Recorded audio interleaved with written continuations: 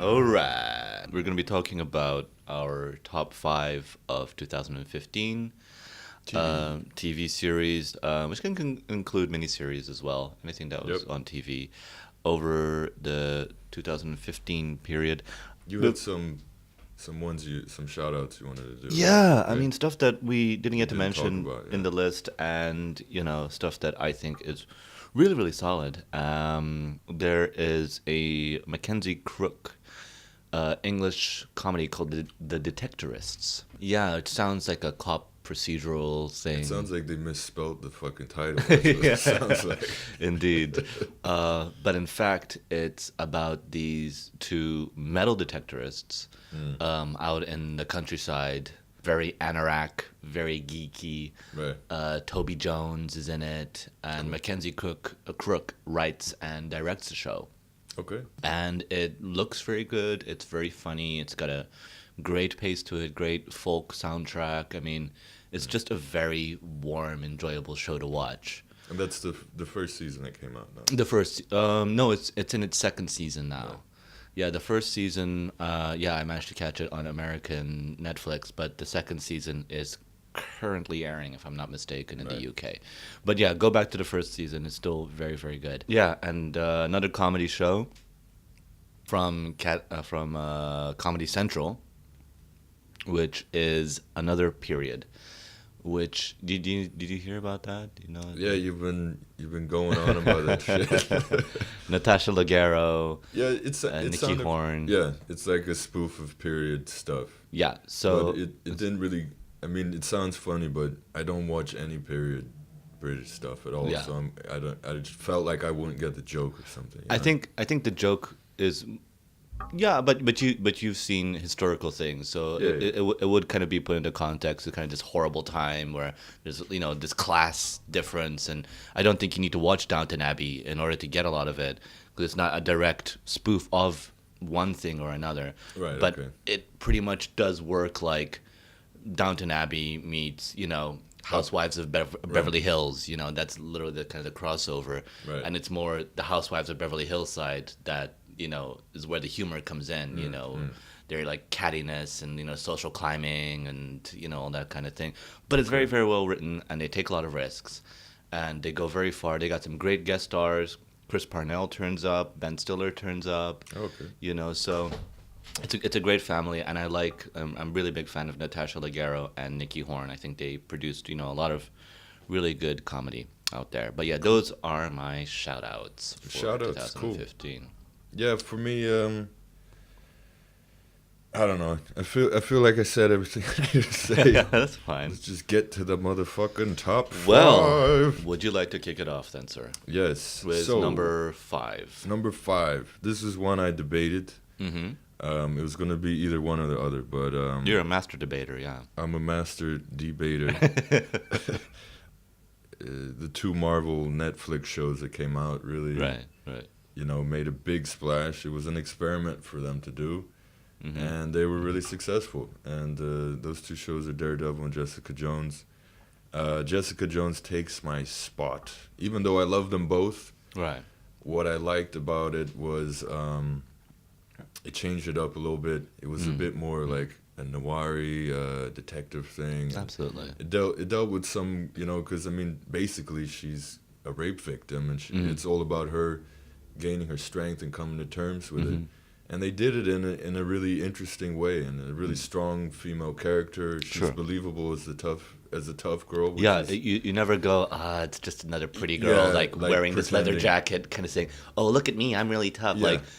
In Terminator 3 with that model who was Yeah. the new T whatever, you kind of go, oh, I just don't believe this, Yeah, yeah. But Yeah, with it's her, just like, yeah. you don't question it. No, she's fantastic. David Tennant's really great as a villain. Oh, great. One of the best uses of him, Yeah. and, arguably one of the better Marvel villains, I think, in general. Well, yeah, I mean that leads me into something I wanted to mention, and that everyone's dissing the Marvel movies, besides maybe Loki, that they don't have strong enough villains. I agree, actually. I think these two Netflix shows have had such strong villains, and they almost Casting. steal the show. Yeah, basically. beautiful casting choices. Yeah. Yeah, Tennant and D'Onofrio. I actually prefer D'Onofrio, but I mean, both of them just really strong, compelling, and interesting characters. Yeah. So I'll be getting to that in the bed as well. So. No, spoiler. So yeah, number 5 was I really loved Daredevil. But it had a lot of familiar tropes, and what I liked about Jessica Jones, it tried something different, with the sort of the formula. So and I like the pairing between her and Luke Cage, which is going to be the next series that's going to be released in the Hell's Kitchen saga. Yep. But first, we do have another series of Daredevil that's going to be coming. This year. They just announced it's coming out March. There's a mid-March teaser trailer, something. Yeah, I mean it's just like some Photoshop shit. Yeah, I'm not going to watch anything. I don't really care, to be honest with you. Yeah. No, but it's not a proper trailer. It's just it was an announcement. Oh, teaser sure. For that it's coming out. I think March 12th or 16th. Yeah. But yeah, cool. So that's my 5. All right, which leads me to my 5, which is Daredevil. Oh, really? I kind of stole your thunder. No, it's good. It's good. We get to kind of talk about it back to back, Way. But yeah, absolutely, Vincent D'Onofrio was just a beautiful piece of casting. I think everybody's ears pricked up when they heard that. There's finally a strong choice. Yeah. And you know what gets me interested? The character who plays Kingpin, it's the nemesis of Daredevil, but in the comics, he's quite prominent in Spider-Man's storylines. Of course, yeah. And now Spider-Man's part of the Marvel Universe, so it might lead to some interesting crossover there. Could do. They got a solid Kingpin, So, yeah. And he's been critically a huge hit. Everybody loves him. Yeah. And when we were talking a while back about Chiwetel Ejiofor and his role in Serenity.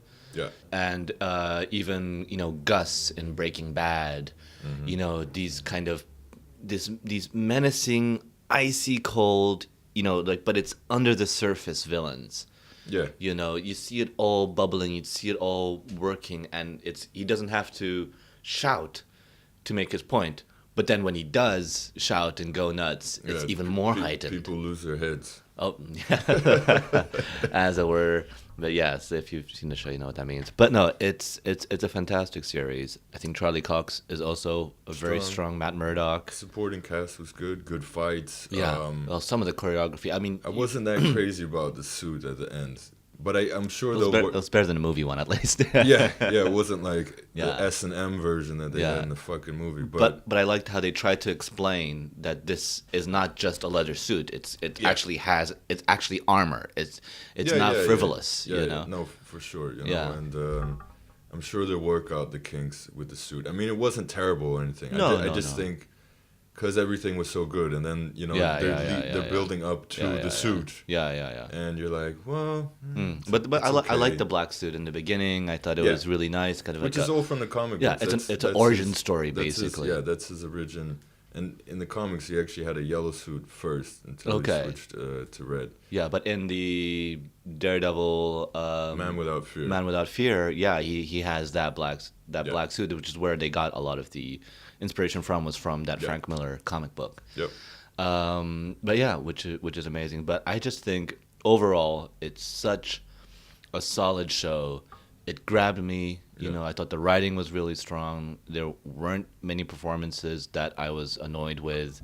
In fact, all the little, best friend and consoling and all the life outside of the superhero stuff wasn't as good, but it wasn't bad. It was still passable. I still got into their relationships a little bit, and it didn't feel like forced or trying as it does in so many shows. Like if you watch Arrow and you see them interacting outside and they're having this relationship it's issues. It's a formula. With Arrow, it's the CW formula. They constantly just fucking rinse and repeat.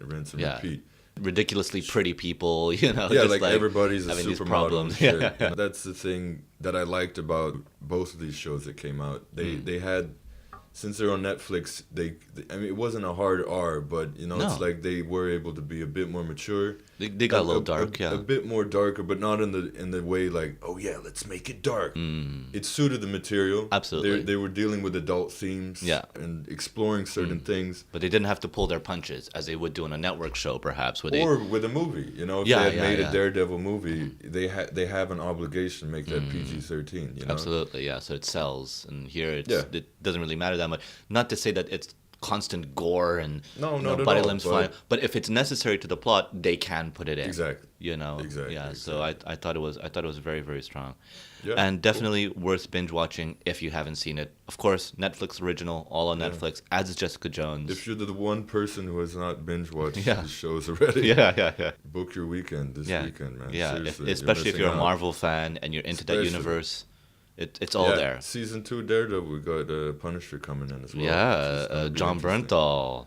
And they have a very interesting relationship in the comics, so I'm curious to see how that plays Yeah, it's out. because they're both kind of in these gray areas, these gray ethical areas. Yeah, well, yeah, but I mean, Punisher is a straight up killer, and that's sort of where their conflict comes in, you know. Oh, absolutely. I mean, yeah, Daredevil doesn't kill. He has a very strong moral code. Yeah. But it's still in the eyes of society, he's still kind of He's a vigilante. He's yeah. a vigilante, and people are starting to kind of see him as a kind of heroish figure. But I think they both, in this series, are going to get kind of lumped together.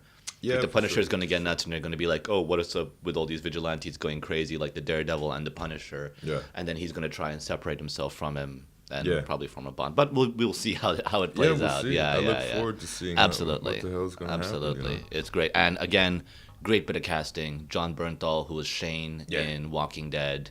You know, so he has a lot of experience with guns and action, Yeah. and we know he can do it. That'd be great. I mean, Great look. A secret part of me wished they would have brought Tom Jane back. But, no, I was going Dolph Lundgren, to be honest with you. Hey, I wouldn't have minded Dolph Lundgren either. I love Dolph Lundgren in anything. Yeah. But yeah, I was kind of wishing they would bring Tom Jane back. Sure. But I can't complain. John Bernthal is, he's a really awesome Yeah, character solid actor, choice. and he's getting his due. You know. Solid choice. Cool. Cool. All right. So, my number 4 is Hannibal season 3. Hannibal. Hannibals season 3, which sadly is well, we don't know for sure. It might get picked up somewhere down the line, but it got canceled. Did that get to Netflix, or was it something that you thought? It got very sticky because it was a show. We mentioned it before. It was made by NBC out of all fucking people, and it never had the ratings really to back it up. But it was Sure. a critical darling, and Yeah, that's why. cult hit. Yeah, and the Gaumont Studios, the French studio, paid for majority of the show anyway, so Okay. they kept it around. The showrunner had a feeling it might get canceled, so he actually season 3 is kind of like a two-header. It's basically what they planned for season 3 and for season 4, and they smushed it into one. Oh, right. So they kind of rushed it a bit. Well, no, it doesn't feel rushed. Oh, okay, It's that's just good. like it's just lean, really. You know, okay, it's yeah, lean. yeah. There's no filler episodes Okay. because season 1 and 2, it was serialized storytelling, but it had a procedure element. So that you would have like, this is a mystery we need to solve. Whereas Right. these two were just like they just got straight to the story. It ended in a very interesting place in season 2. It ended up getting canceled, and they shopped it around. Yeah. And the problem was Amazon holds the streaming rights to seasons 1 through to 3. Netflix wanted to pick it up for a new season, but they wouldn't have the rights to 1 to 3. Right. To have like an So- odd season just Yeah. floating there, And rather they're- than having the whole pack, Exactly. which Netflix likes having, that you can go in and just watch everything. But yeah, I mean, why not? You're It's producing it, for God's sake. Yeah, exactly. Why does so? Or share the rights at least. So- Leave it on Amazon, put it on Netflix too. But maybe that's where it's Exactly. stuck. Like we want it exclusively, either and one that- way or the that's other. the thing. Amazon wasn't willing to shell out cash to make it, so Yeah. it put them in sort of an annoying limbo place. Mm. Still, Brian Fuller's really working hard to try to get it moving down the line, but he's already on another show. He's doing the Neil Gaiman American Gods Great, TV yeah. show for Great Stars, choice. which will be great. Which has Thor in it. I remember the book. It's got Thor in it. Thor. No, Mads Mikkelsen is like in the new Star Wars and Yeah, Fishburnes and some other shit. So everyone else is busy with other stuff. But they would drop everything in a second to do it. But they'll probably do like a standalone TV movie or something. Yeah. But regardless, just to say this quickly, so or it maybe would- a mini series as well. That might be cool, like a yeah, like four-parter. a short. But regardless, even if this is the last, it was Yeah. a very satisfying ending. Oh, great! Really Yeah. satisfying. It culminated a lot of things that were building up. And, Really? Okay. At the first part of the story I was a bit on the fence. It kind of got a bit indulgent, like the show can it do. seemed, but from what I saw, it seemed a bit fantastical at times, and the coincidences and the things that would happen in the show. I loved like the tension and the build up, and all of a sudden, just this crazy coincidence would happen, and I'd go, huh? Right. Like all this tension building up, and all of a sudden, it's kind of resolved so quickly, by this kind of weird twist of fate. No, I mean, they played with elements. I mean, it's probably the most stylistically bizarre and consistent show since Twin Peaks, to be honest. I mean, the style is really impressive, but the first half of season 3, or should I say, it's like season 3A, because it's 2 parts. It got a bit indulgent up its own ass, but it kind of wrapped up in an interesting way. And then the second part was a retelling of the Red Dragon story. Which they did fantastically. I mean, they did it so good. I mean, that's something that's been told twice before, and I've seen both of those versions. Yeah, there's the first one was Manhunter. Manhunter by Michael Mann. Michael Manhunter. Michael Manhunter. But yeah, because he had problems with like Red Sonja and like something Dragon. Double Dragon or something like that. Really? Dina De Laurentiis that year, so he didn't want to have both of those names in the title. Right. So that's why they changed it to Manhunter in the end. Okay. Yeah, and then it was later done as Red Dragon with Hopkins in the role and Ed Norton. And it was all Norton. that, which was it Julianne Moore in that one? No. Which one was Julianne Moore in? Hannibal. Was it Hannibal? Yeah. Okay. Which is that they use elements of that in the first part of the season 3. Okay. So chronologically, it's its own thing, but it takes elements. So it's all of the canon books. Then, basically. No, it's not canon. Totally not canon. Oh, okay. Like they'll adapt storylines, but Red Dragon happened before Hannibal, but in the show Hannibal happens. I mean, didn't you see the end of season 1? No, I didn't watch all the way through. That's the thing. It could all be canon. Then season 1 twists the storyline on its head, and you're like, oh shit, they're going in their right. But they never did it in an annoying way. They did it in a really fun and exciting way. Like, okay, this is its own thing. It's its own beast. Yeah. Not like with Bates Motel where I'm like, this is just fucking wrong. It's like, no, okay, cool. I'm gonna be surprised. And a bit like they did with The Walking Dead, in terms of like. They'll go on a different tangent as opposed to the comic book, You got to surprise the fans. You can't go to the exact same beats. And that's the thing. So when they redid the Red Dragon storyline, it was really interesting, really cool, and lots of good gore. Yeah, lots. I mean, sometimes pretty disturbing use of gore. Actually, all right. Some cringeworthy stuff. Is it unfair? Because I haven't seen enough really of it. I've only seen a few episodes here and there. Is it an unfair example as? Because I haven't seen this show either. Is it unfair to compare it to Dexter? Would fans of Dexter really like this show? I mean, like who do you think would really be into watching the last Hannibal? 2 seasons of Dexter? I don't think it has any more fans. To be honest, I was a fan, and that show just got terrible. Absolutely, but just to recommend for people, because maybe it might be hard for some people to think about watching a show about a serial killer. So. What kind of person would really like it? There's so many. I mean, the main character is the serial killer profiler. That's Will Graham. Yeah. And Hannibal is not the main character, but and how he visualizes it. I remember how he visualizes a scene was really interesting. How they did that in the show. Stylistically, it's incredible. Yeah. I mean, it's really there's no show like it. I mean, I'd recommend it to people who are fan of the movies and haven't seen this, who are fan of Dexter. Yeah, sure, the good seasons. I mean, it would really be their thing. Like I said, the first 2 seasons were procedure shows. Yeah. And I don't watch procedure shows. And I watch this show and I love it. Sure, and it was probably also in my top 5 of the last 2 years. So. Okay, fantastic. Before we get to the number 4, I just remembered that I have one more shout out. If Jesus, that's okay, quickly. What is this, the Ken shout-out show, or what? It is. It was going to be a whole spin-off on its own, just the shout-outs. No, because I was thinking, in my list, I don't really have any HBO shows. I don't know if you do. Whereas back in the day, it would have been all HBO shows, Pretty much, Boardwalk or Sopranos or The Wire or anything. Like, all these shows would have featured in there. But I thought I would mention one HBO miniseries, which is Show Me a Hero. Yeah, which I haven't seen, but I really want to. I'm a big Oscar Isaac fan. Yeah, who's totally blowing up. For people who don't know who Oscar Isaac is, he played Poe in the Star Wars Force Awakens movie. Yep. He's going to be Apocalypse in the next X-Men movie. He had Ex Machina. Yeah. Did I say that right? Ex Machina. Machina. Yeah, and great in what was the other movie you were watching? Most Violent Year. Most Violent I Year. think that was 2014 though. Yeah, but I mean, Yeah. he's been kind of bubbling along, Yeah. but now he's Yes. just fully A-lister. Good. Just going to get that out the way. Yeah. I mentioned something from HBO because it does have that kind of touch of class. But just do you want to talk about it for a moment? Why do you think like that HBO don't have any shows that are kind of in our top fives and really beating out the rest of the competition? Yeah, I mean, for me, I mentioned it a bit before. They've got a very slow pace to them, which used to be nice. It's just, I mean, the last one I really was invested in was Boardwalk Empire. Oh, great show. Yeah. Which was great. I mean, it had its flaws. When it was, firing in all cylinders, that was probably one of the best shows around. Yeah, like reminded you of the days of The Sopranos at its peak, when it really hit well. Completely. Because it was similar teams, similar actors even, popping in. I mean, I think they're very careful about the projects they choose because they spend a lot of money on them. Absolutely. And also the massive success Game of Thrones has had. I think they're kind of putting a lot of their eggs in a basket.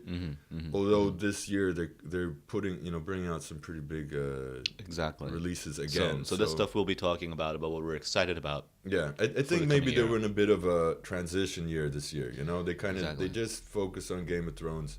And they were developing a bunch of new programs because a lot of them wrapped up in 2014, 2013. I think in the past 2 years, I think the head changed of HBO and completely restructured a lot of shows that we were excited that were coming to HBO were canceled, in particular Preacher. Again, that's something that we might be mentioning later on. But, so they're... got picked up by AMC. AMC instead. But, yeah, so there's exciting things coming up. But, yeah, this year, not that strong except for on Cinemax. But I'm going to go with my number 4, Rick and Morty. Okay, cool. Season 2, right? Season 2, I haven't seen Season 2 yet. I've seen Season 1.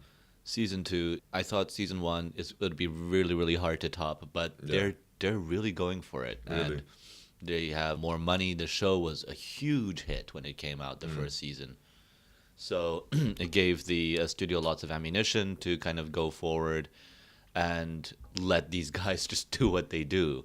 Yeah. And not hold them back. And yeah, Rick and Morty pretty much is a satirical take on kind of Back to the Future.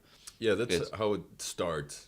Yeah, that's how it started, and then they never really reference it again, kind of. You know what I mean? Oh, they absolutely. just go their own way, really. Yeah, it's not totally about time travel, but it's more the relationship between the Doctor character and Morty, who is kind of this... Like Marty, yeah. Yeah, is Marty, basically, and the crazy Doctor. Retard. I mean, I think he is meant to be somewhat mentally challenged in the show. And Rick isn't afraid to say it. Yeah. He kind of puts him down a lot, and...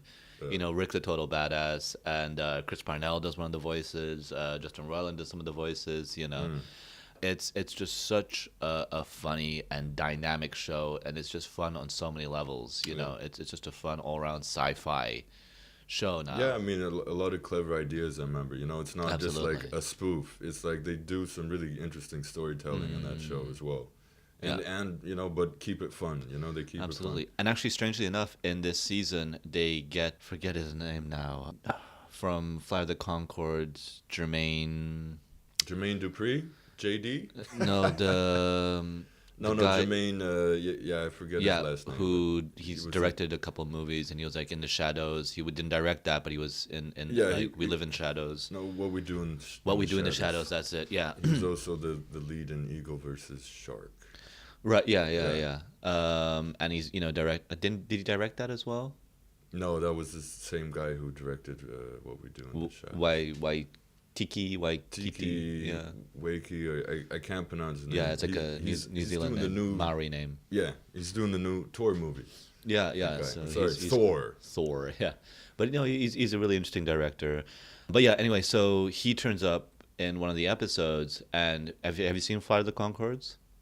Actually, I haven't. I've seen some of their live performance stuff. He does a killer Bowie. Oh, he does really? a killer Bowie impression.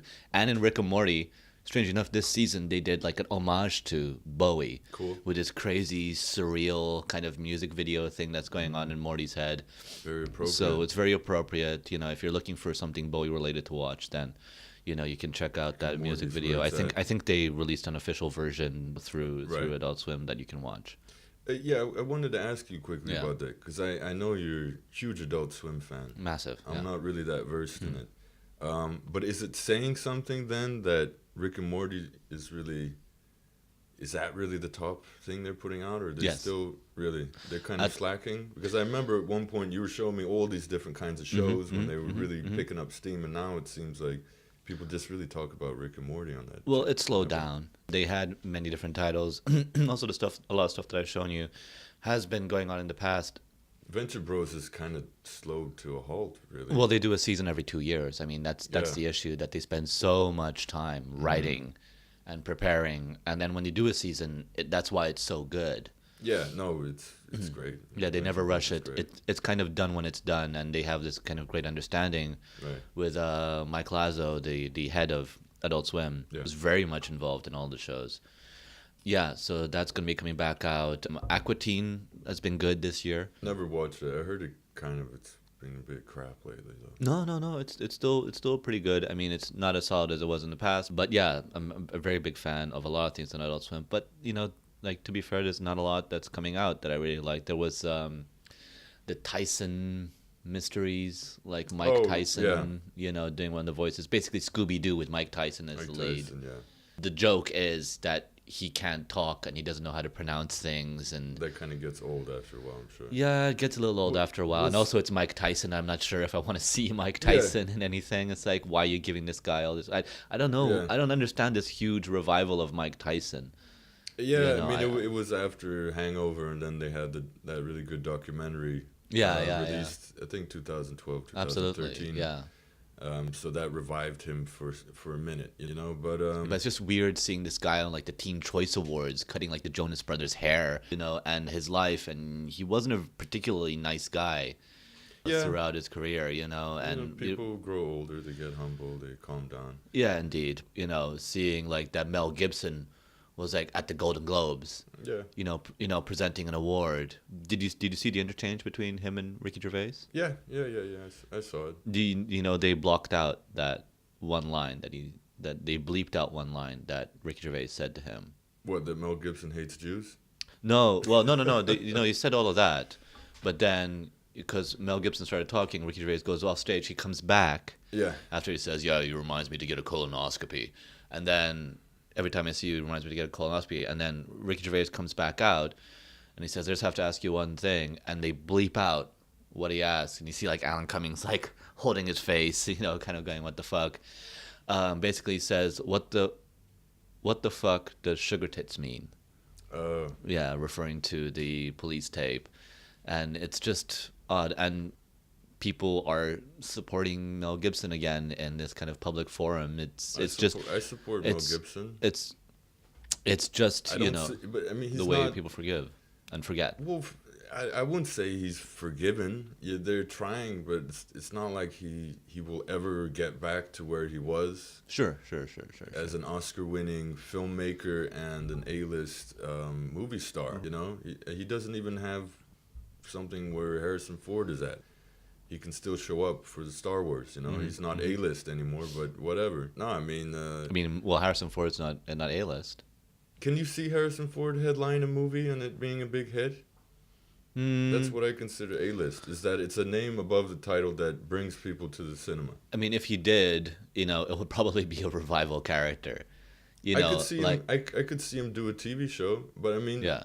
it's not a coincidence. Star Wars didn't make that billions of dollars just because Harrison Ford was in it. I mean, it was a part of it. He got paid like $34 million to be in it, so Yeah, which but- made him one of the biggest, What stars. was he doing before that? Biggest really? paid stars, But yeah, absolutely. He was in. He had a cameo in Expendables 3. He's banging Calista Flockhart. I mean, that's basically what he's doing in his time. Yeah. So You know, I mean, so- but yeah, you're right. He's not an absolute A-lister.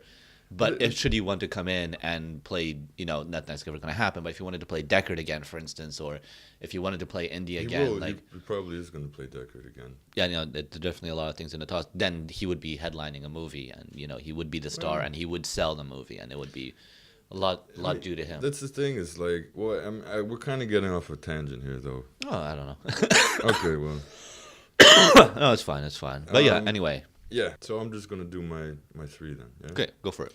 So number 3 Dun, dun, dun. is Narcos, Okay. which was a new Netflix original show. Crazy. It's about Pablo Escobar and played by Wagner Morena. Mm-hmm. I think I said that right. And it was a couple of episodes, and sort of creative head behind it was Jose Padilla. Mm-hmm. They've collaborated before, right? Yeah, I was going to mention that they collaborated on the Elite Squad movies, which are fantastic, and that's what drew me to this project. Was like, oh, cool, they're doing something together.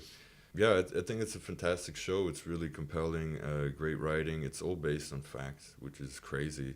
Sure. Well, as much facts as we can get. Yeah, You know, because we weren't in those conversations. Yeah, I mean, it's during not a that time. documentary.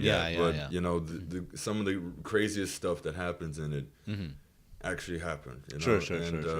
It's a tour de force performance by Morena. He steals that whole show. It's not even all about him. No, There's other characters. He's kind of almost a secondary character in that show.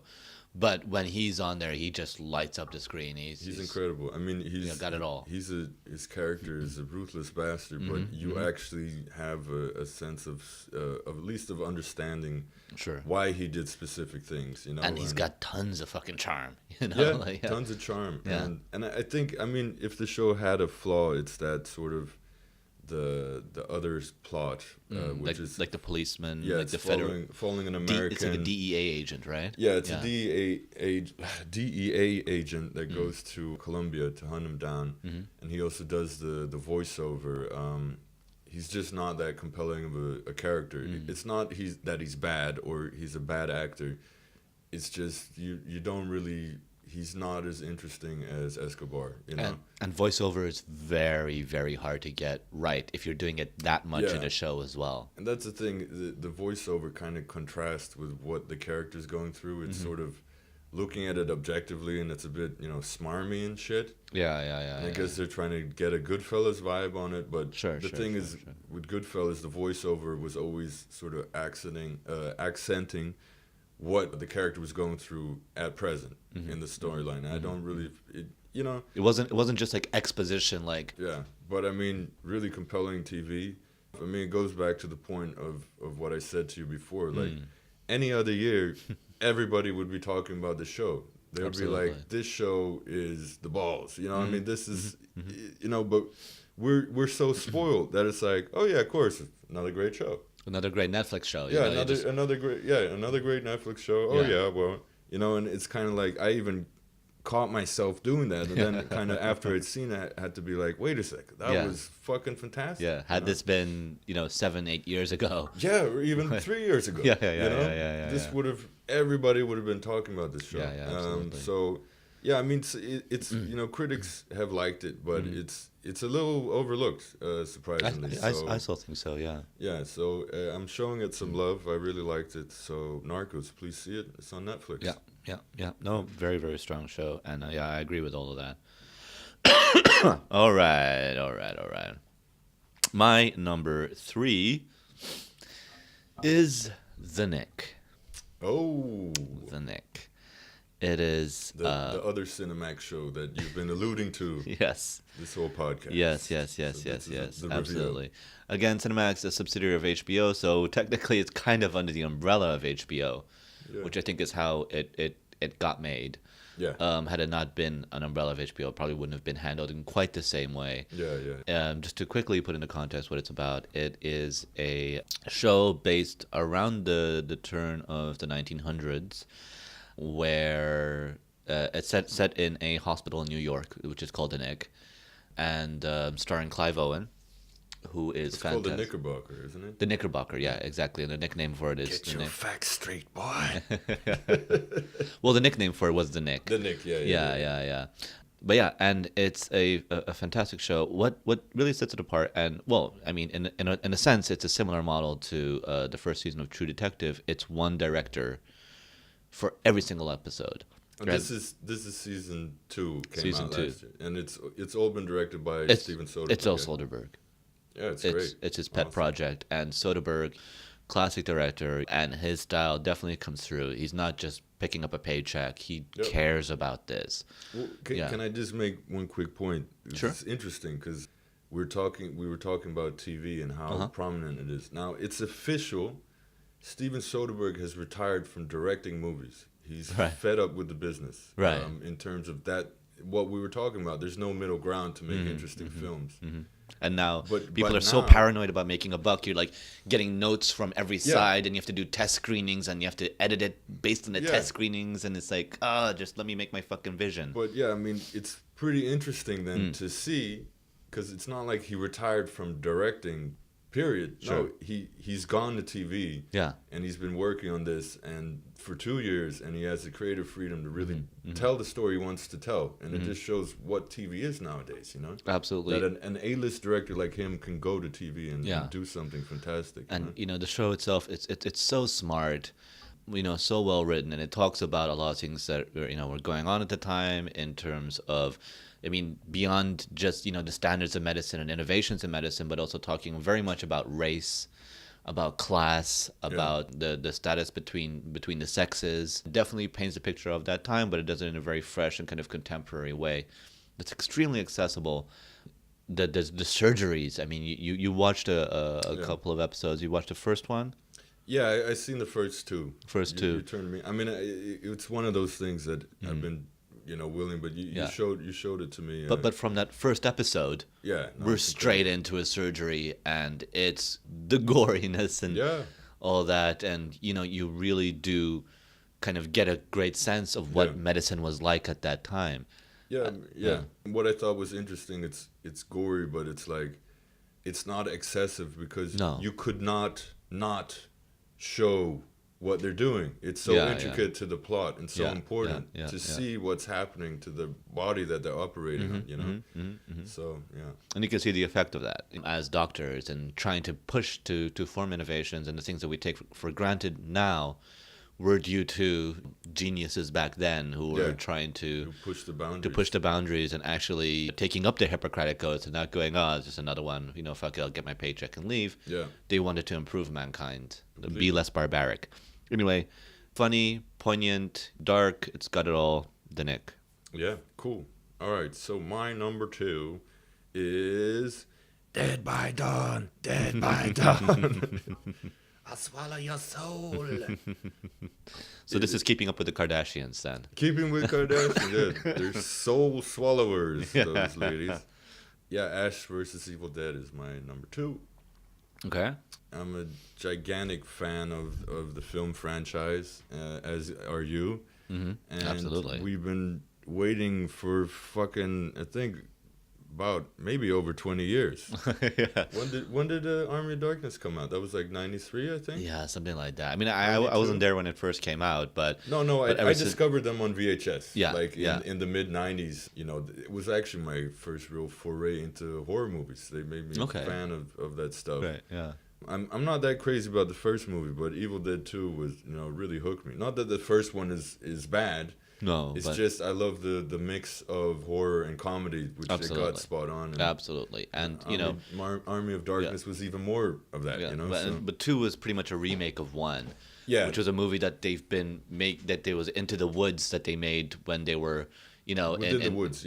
Within the woods. Yeah, it was kind of something that they shot on like Super 8 or something like that. It was like a promo movie. They did sort of like a full blown.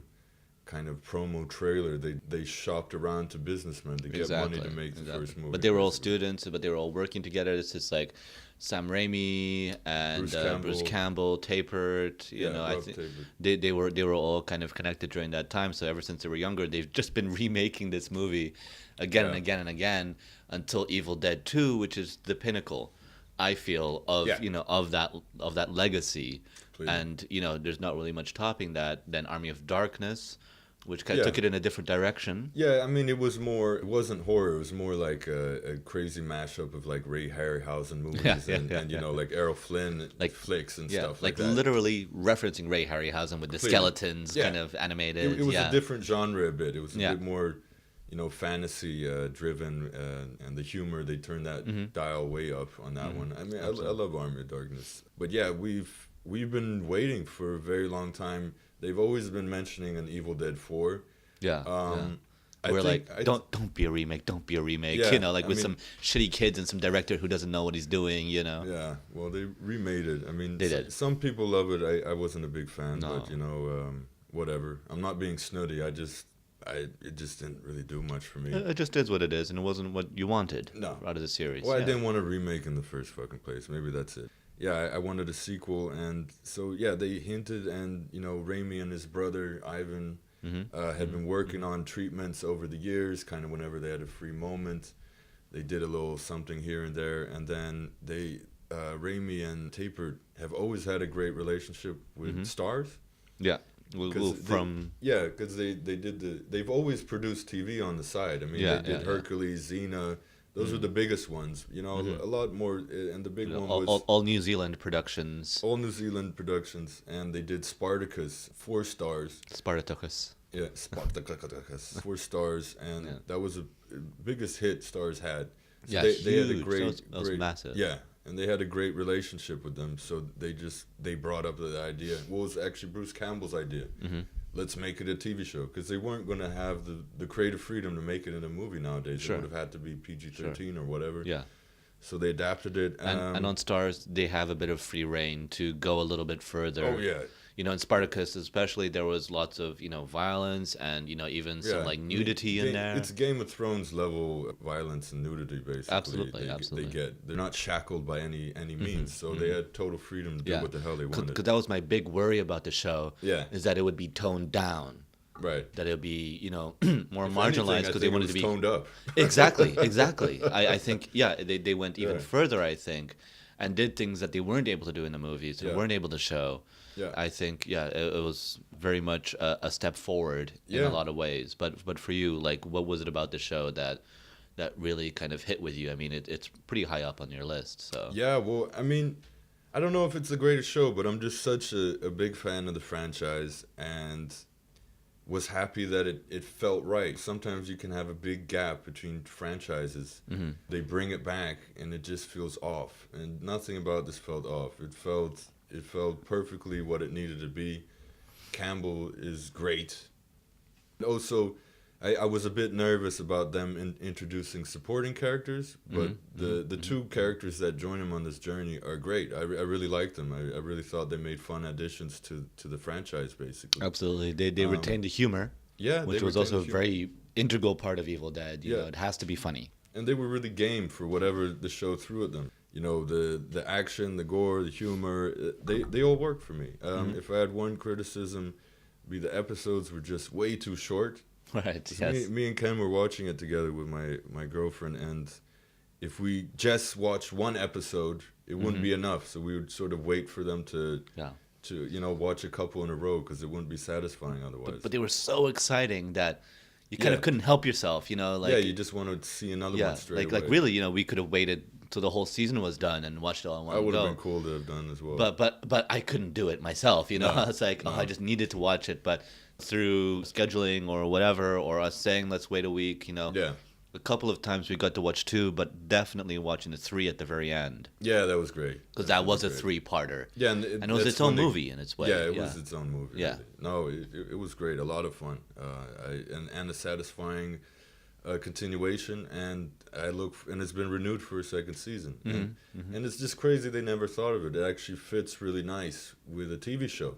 Yeah, I'm very happy. Absolutely. It's actually going to be my number 2 as well. So I'll scratch it off because we talked about it, and I'll just go straight to my number 1. Yeah.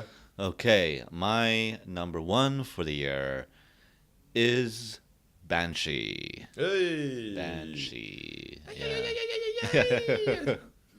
I'm not color me surprised. Not. It's still the show with the biggest balls out there. It really, it's tough and it's sexy and it keeps moving along, and I care about the characters. It doesn't stay in a rut. Right. They constantly switching it up, bringing in new villains, changing it up, raising the stakes. Yeah. developing characters, evolving characters, discovering the gray area of what they're doing. Yeah. But they don't dwell on the gray area. They don't like have these massive debates that go on like a whole episode of should I? Walking Dead. Yeah, exactly. Back on fucking Herschel's farm. Like there's moments, but they're wrapped up quickly. Yeah. There might be like a minor moment of conflict. Yeah. And then the dude just shoots him in the head or Yeah, some shit. yeah, You're like, yeah. oh snap! Indeed, and it's really, I don't mind suspending my disbelief for it. Yeah, that's true. Because I go, Because you care about the characters. yeah, there are some gorgeous ladies in it as well. Gorgeous, but also who gorgeous. are great characters too. They're not just props. No, they're great characters and also good fighters. Amazing. I mean, season 3, from what I remember, there's that great standoff between the sister of the native. Yes, native? Burton. Yeah, with the henchman of Yeah. what's his name? What's that guy's name? The Amish Kai Proctor. Yeah, the main henchman. Yeah. That's one take. Well, they cheat. There's a couple of cuts, but with the car and.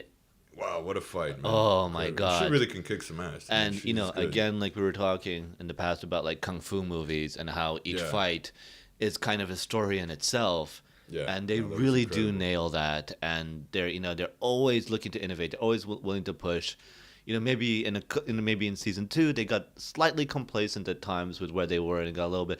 But in season 3 they kind of tried to step it up, try and make it a little bit bigger and bring all these characters out. I'm not a big fan of the daughter. There's always one character that kind of annoys you a little bit. Kind of like a walking conflict excuse, basically. And usually the wife or the ex-wife character is the one that's annoying, like in the Walking Dead version. But I kind of don't mind her. No, she's good. She's good. Yeah. I just didn't. Yeah. From what I remember, I didn't get it because at the end of season 2, she's like back with a dude, and then this one's like they're not. It's like okay, but otherwise, I mean, that was the only thing that annoyed me a little bit.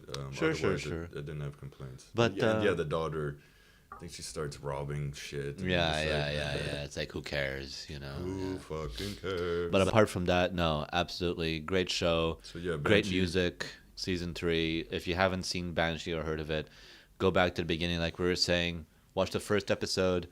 Watch the first 15 minutes. Yeah. If that doesn't grab you, this show isn't for you. But if you like that, it only gets better from there. Oh yeah. My number 1 is Fargo season 2. Fargo season 2. Okay. So really, what is that on, by the way? What's Fargo FX. On? That's on FX. Okay. Yeah. Which is what I mentioned. I think they have one of the better lineups, current lineups nowadays.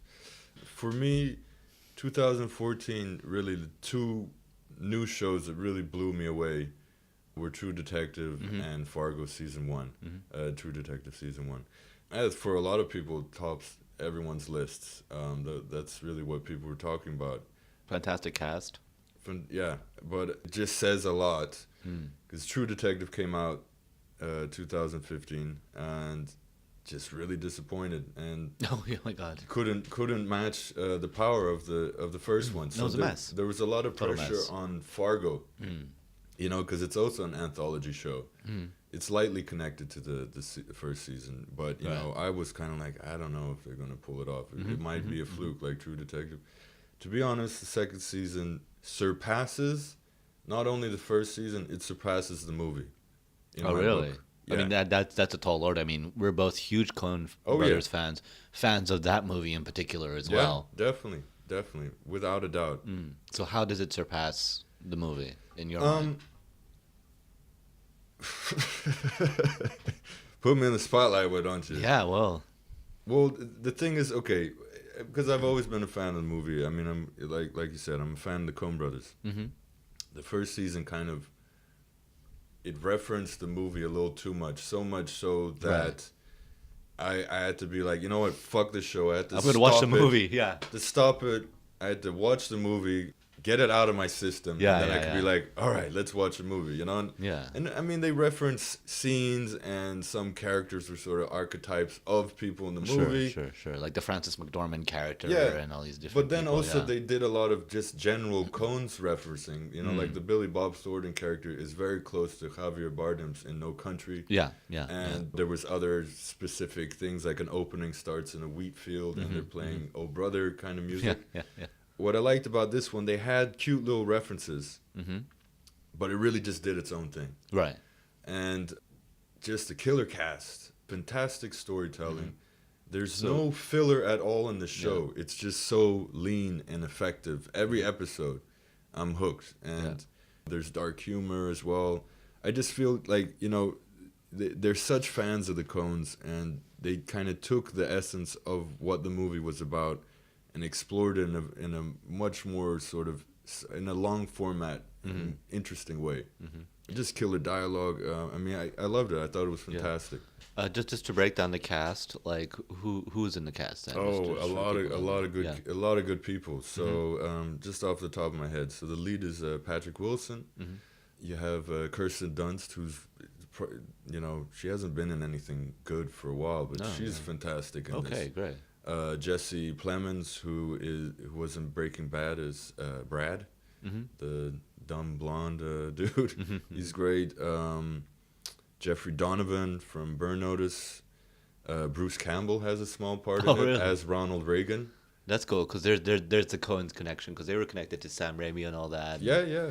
Well, Bruce Campbell even has a cameo in the movie. He's on the TV show. That they're watching. He's on the soap opera. I remember he did, and so they had a little head nod to Campbell. Then they have a very close relationship. And Prince is in the original Fargo. Prince? Yeah. What? Yeah. What? Where? As far as I'm aware, this could be a myth, but as far as I'm aware, you know, when he's driving back, and this is a spoiler now for the movie if you haven't seen it. If you haven't seen it, fuck you. But if you're when they first kidnaps the woman and she's underneath a blanket in the back of a car, apparently that's Prince underneath the blanket. No, that's a bunch of bullshit. That sounds like a Coen brother. They like pulling pranks. I mean, Absolutely. The whole thing was based on a true story, you know. Oh yeah. I know. But that's the rumor that I heard, and you know, it'd be funny if that was actually Prince underneath there. But yeah. I'll agree to disagree on that one. I'll just disagree, but yeah, exactly. No, it's fine. So running down the cast list, who else? Because everyone's so good. Ted Danson is really good in it. Ted Danson. Really, he's fantastic. That's kind of everyone off the top of my head. Joaquin Woodbine is in it. I won't keep going on, but absolutely. But the first season also. Dynamite cast. Yeah, they had a great Dynamite cast. Martin Freeman, who does voiceover in this one as a cute little reference. He does it in his English accent. Yeah, no, he wasn't in it. It was a myth. Thank you. Just checking it out. Thank you. But I liked that. I liked that idea. Just believe me next time. I just liked the idea that was Prince underneath the blanket. Oh yeah, okay. I mean, come on.